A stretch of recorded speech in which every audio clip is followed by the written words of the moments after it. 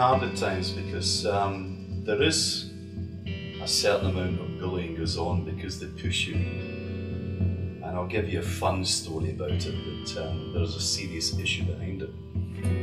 Where I went to a door once and the guy tried to set an Alsatian dog on me and told me to get lost in so many words. I went back to the editor and said to him, news editor, look, I can't go back there because the guy set the dog on him. And he said to me, you go back and tell them your news editor is not scared of dogs. That's a situation which was real and it happened. These sort of things do happen. You do get challenged and bullied, as I would say it. They see it as a challenge. Many people see it as bullying. To push you as far as you can go to try and make you great. But there are certain things that you can and cannot do, and you can't take a step too far on that issue. People being asked to go and knock on the door of someone whose daughter or son has been murdered, and to try and push them into getting a photograph or getting some information from them, which is unethical in my opinion.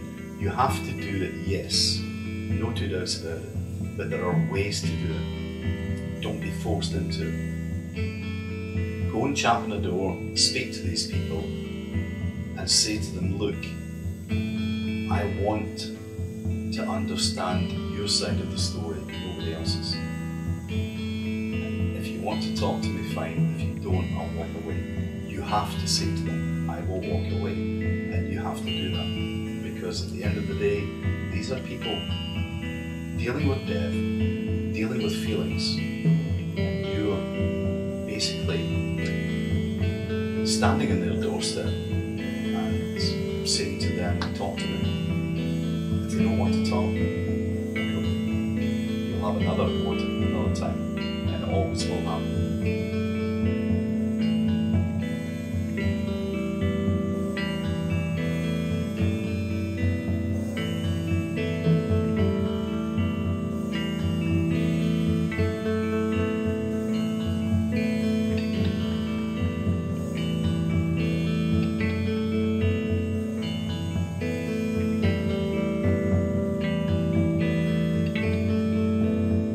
Certainly put you in a vulnerable position that they could get rid of you whenever they wanted to.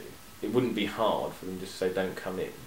And so that in itself does make you keep your head down and do what you're told.